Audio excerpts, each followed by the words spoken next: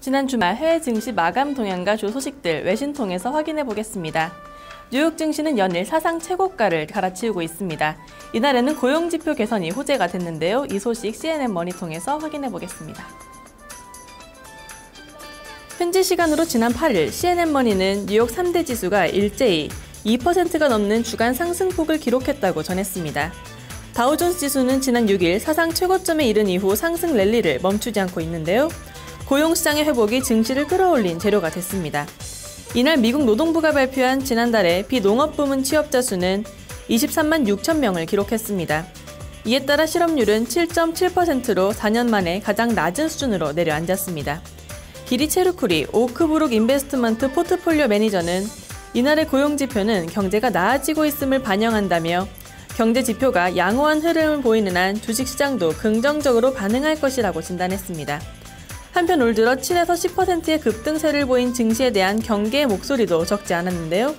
프랭크 데이비스 에리케이 증권 트레이딩 담당자는 증시의 상승세는 계속되겠지만 속주는 더뎌질 것이라며 지나친 낙관론을 경계해야 한다고 지적했습니다. 이날 발표됐던 경제지표 하나 더 살펴보겠습니다.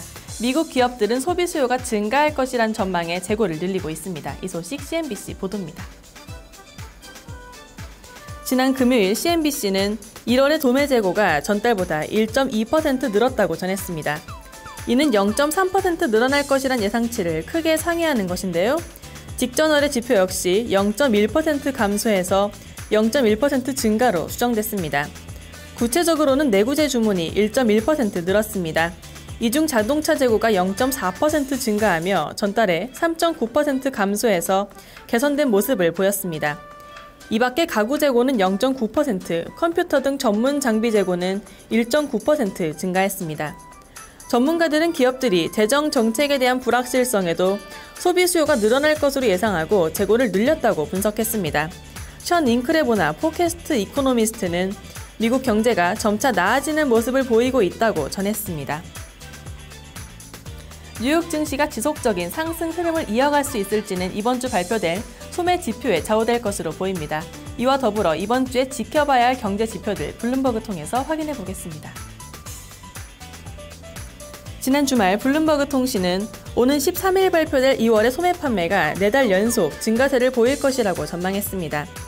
전달의 0.1% 증가보다 개선된 0.5% 증가를 보일 것이란 예상인데요.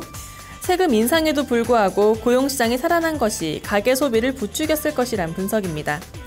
특히 자동차 구매 수요가 소비를 이끌 것으로 예상하고 있습니다. 앞서 포드자동차와 제너럴모터스가 지난달 7에서 9%의 판매 신장을 알린 것이 이를 뒷받침했습니다. 제이콥 오읒이나 RBC 캐피탈마켓 선임 이코노미스트는 지난달 다수의 소매 업체들이 완만한 매출 증가를 알렸다며 정치적 불확실성에도 경제는 살아나고 있다고 전했습니다. 또 이번 주에는 미국의 물가 지표와 미시건대의 소비자 신뢰지수, 뉴욕 지역의 제조업 지수가 발표되는데요. 전반적으로 양호한 모습을 보일 것으로 전망되고 있습니다. 지금까지 외신 브리핑이었습니다.